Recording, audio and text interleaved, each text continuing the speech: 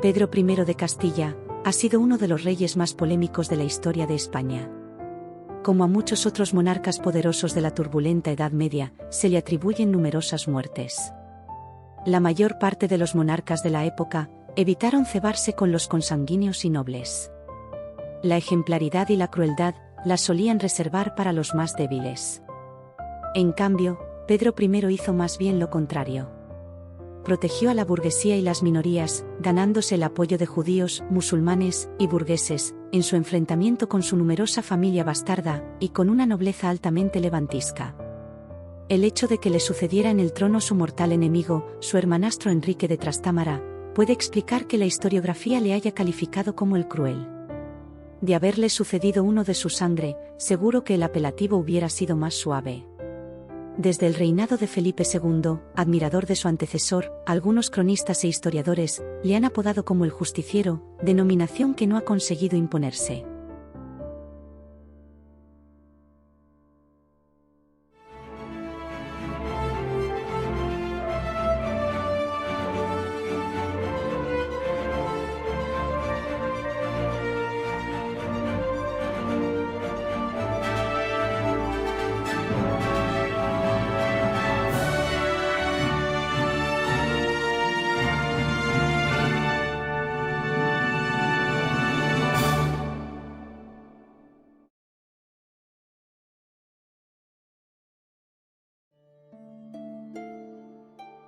El origen del dramático problema familiar fue la pasión del rey Alfonso XI de Castilla por Leonor de Guzmán, su barragana, denominación que recibían las amantes oficiales de los reyes y magnates. Esa relación afectó enormemente a la reina legítima, María de Portugal. Especialmente hiriente fue el hecho de que Leonor le dio al rey Alfonso 10 hijos bastardos. Para María supuso una tremenda humillación, pues el insólito número de hijos ilegítimos demostraba lo poco que le importaba al rey y la tremenda pasión que mantenía éste por su amante. Según fueron creciendo los bastardos, a tan numerosísima prole hubo que irla colocando en cargos y darles los medios de vida propios de los hijos ilegítimos de los reyes.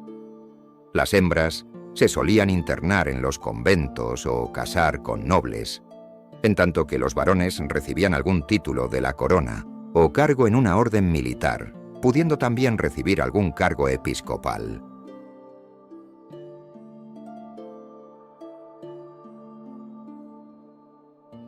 Se estaba formando una gran red de influencias e intereses que incluía a la familia noble de Leonor de Guzmán y a sus numerosos amigos, a quienes ella había colocado en cargos importantes. La activa e inteligente Leonor, consejera habitual del rey Alfonso, formó en su Sevilla natal una auténtica corte paralela de la que formaban parte numerosos familiares e importantes linajes como los Lara, los Enríquez y los Coronel. María de Portugal y su hijo Pedro fueron conscientes de que se había formado un auténtico partido capaz de arrebatarle el poder al joven.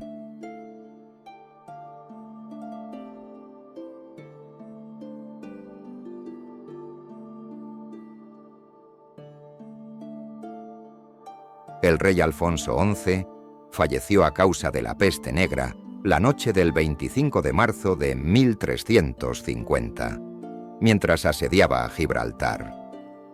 Pedro heredó el reino sin oposición, pero en una grave situación militar y económica. El ejército se había desbandado tras la muerte del rey Alfonso y la frontera meridional se hallaba amenazada, en un momento de gran penuria de la hacienda castellana, perjudicada por la crisis económica, las malas cosechas, la peste negra y los gastos bélicos del soberano difunto. En consecuencia, la primera acción del nuevo rey fue firmar la paz con nazaríes y benimerines el 17 de julio.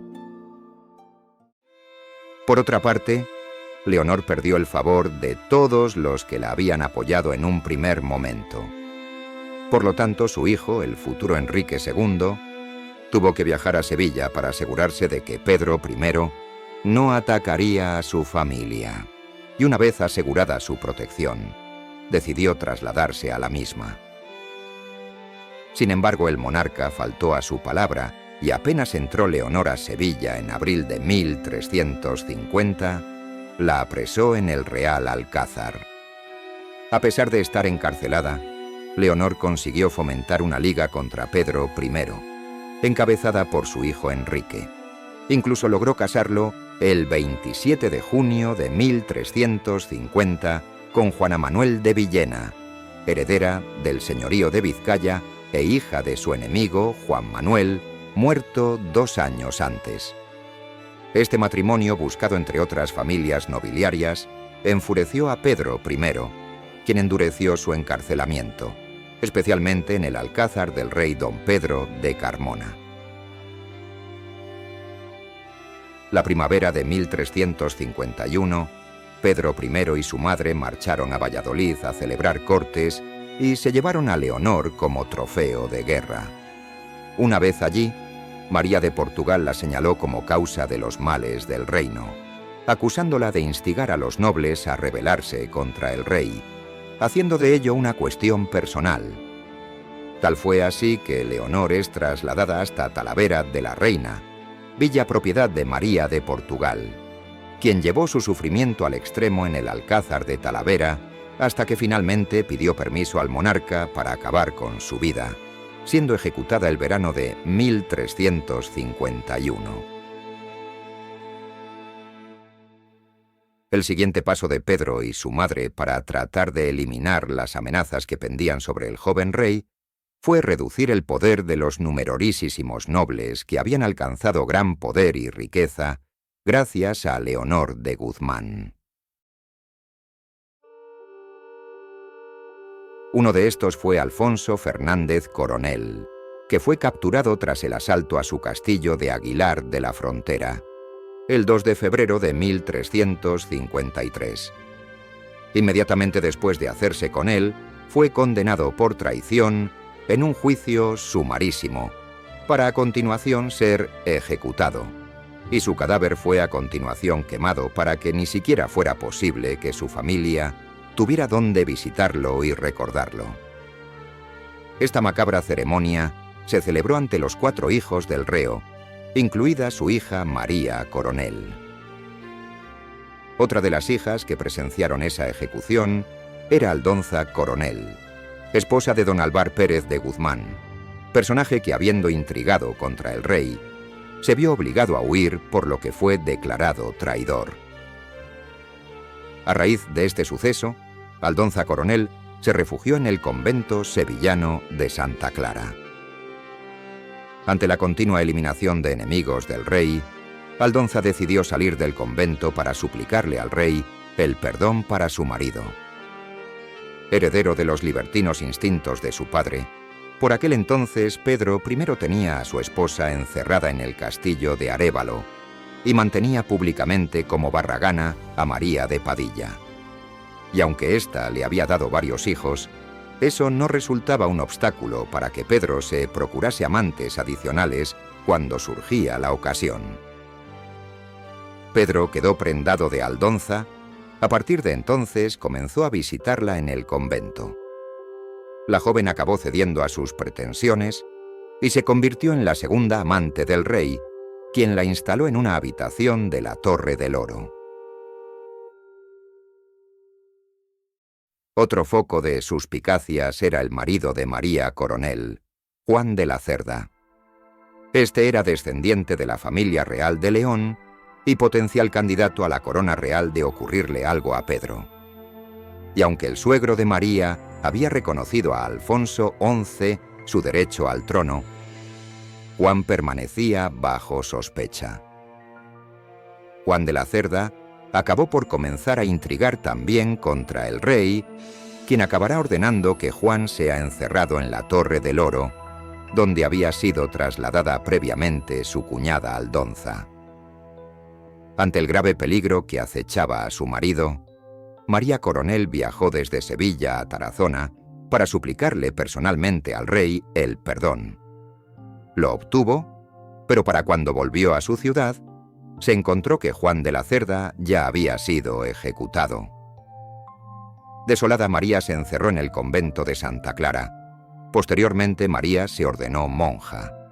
El rey ya le tenía echado el ojo a María, y al igual que hizo con su hermana, la reclamó a su presencia. Ella no acudió, y el rey Pedro primero fue a buscarla personalmente al convento. Ante la llegada del rey, María consiguió esconderse de él, tapando su escondrijo con unos palos y ramas, pero el rey volvió pronto, cogiéndola esta vez por sorpresa. María reaccionó echándose encima un aceite hirviendo que la dejó desfigurada. A partir de ese momento, el rey la dejaría en paz. Algunos cronistas han afirmado que María de Padilla, la amante favorita del rey, que ejercía de reina de facto, por la prisión de Blanca de Borbón, al enterarse de lo ocurrido con aquella mujer, la mandó llamar a su palacio. Al verla con la cara abrasada, la Padilla se levantó, la abrazó y le dijo: «Vos, María, merecéis corona y debéis llamaros coronada».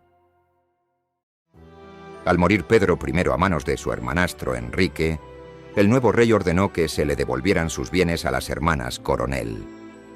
Con la fortuna recuperada, María y Aldonza fundaron el convento de Santa Inés en el solar del antiguo palacio de su padre.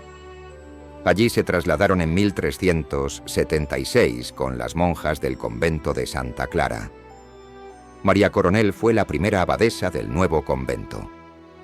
Se cree que María falleció el 2 de diciembre de 1411, a los 77 años de edad. En 1626, al realizarse el traslado de sus restos, se encontró su cuerpo incorrupto, con el rostro y el cuello marcados por las quemaduras. Cada 2 de diciembre, aniversario de su muerte, en la sevillana iglesia de Santa Inés, se expone al público su cadáver.